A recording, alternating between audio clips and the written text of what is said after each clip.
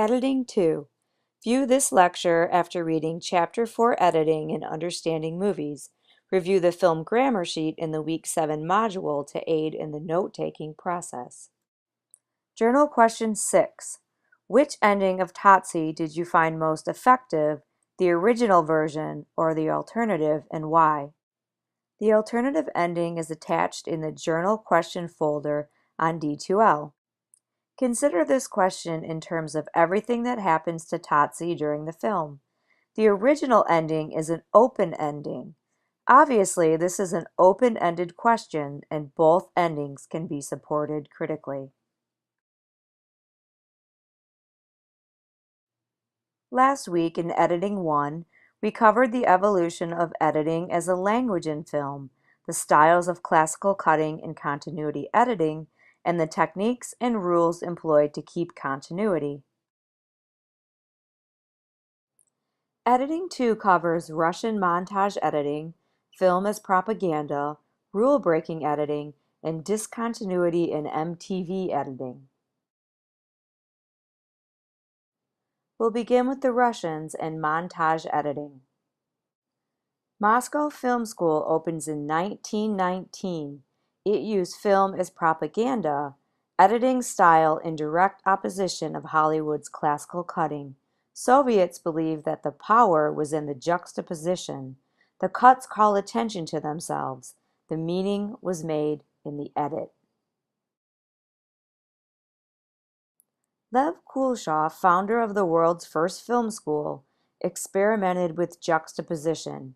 He conducted the now famous Kuleshov experiment. The Kuleshov experiment proposed that the meaning was made through the edit. Shots cut together to create ideas not contained in either shot on its own. The Kuleshov experiment is the foundation for Soviet montage editing. The theory of montage editing evolves during the silent era. The theory of montage editing is formalistic. The theory of montage editing takes unrelated images and joins them to create a third and higher meaning. I'll be recreating the Kuleshov experiment on you. In this experiment, shot A stays the same. The shot that follows it will change the response to shot A. Shot A, an image of a man with a neutral expression on his face. Cut with shot B, distraught people at a funeral. Shot A plus shot B equals sad. Return to shot A, same image of man, juxtapose next to shot C, a table full of food.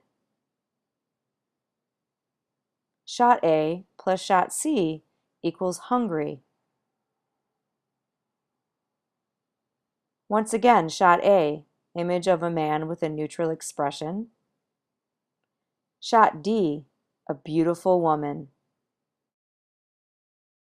Shot A plus shot D equals love. As viewers, we naturally make these causal connections when we're watching a film.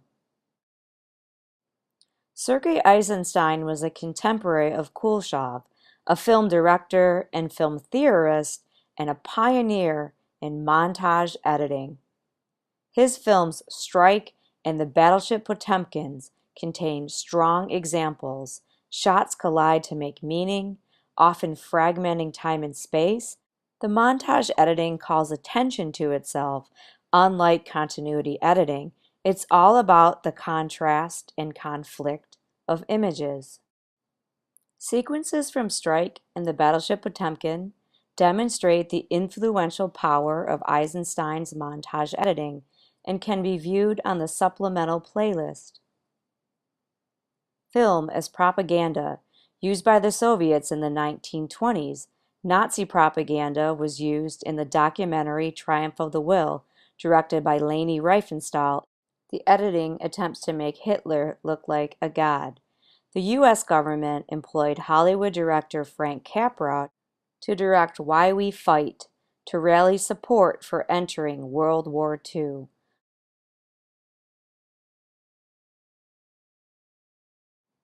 Images from Triumph of the Will and Why We Fight.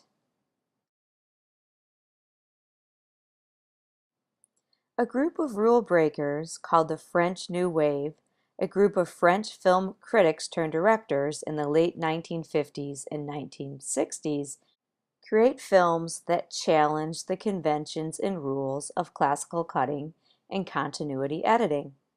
Notable directors include Jean-Luc Godard, François Truffaut, and Agnes Varda. Discontinuity editing is used in Godard's first feature film, Breathless, notable for its purposeful use of jump cuts and violating the rules of continuity editing. Hollywood takes notice of this rule-breaking editing style. The influence of the French New Wave in films like Breathless are seen in American films in the late 1960s and beyond.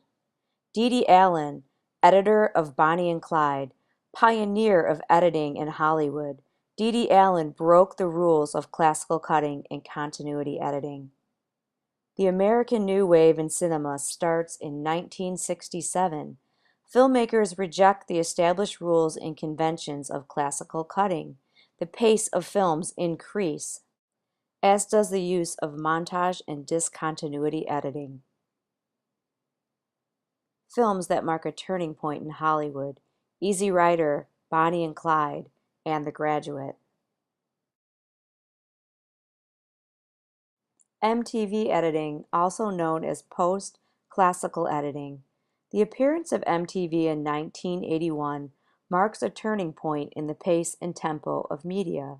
Digital editing technology enables fast cutting, and the rise of the blockbuster in Hollywood drives this new pace of editing forward. Faster and faster. MTV-style editing contains quick cuts, shots lasting a split second, disjointed action, and breaking of the rules of continuity such as the 180-degree and 30-degree rules. Examples of MTV editing: The Bourne Identity, Hurt Locker, Black Hawk Down, and Top Gun. Today, films still use the tried and true techniques and rules of continuity editing. However, narrative pacing is faster and cuts come quicker than they did in the 1940s and 1950s. Editing was born over 100 years ago. Editing is such an important part of a film's narrative today. Editing continues to evolve with film technology. Once again, our assigned film is Tootsie, directed by Gavin Hood in 2005. The two response questions are: how is editing used to inform the viewer about Tootsie's childhood? Or, how is continuity editing used in Tootsie? Be specific and use the editing grammar to support your claim. Films featured in this lecture. Students are encouraged to explore these films: Man with the Movie Camera, Strike, The Battleship Potemkin, Triumph of the Will, Why We Fight, Breathless, Bonnie and Clyde, Easy Rider, The Graduate, The Bourne Identity, The Hurt Locker, Black Hawk Down, and Top Gun. Until next time, have a great week.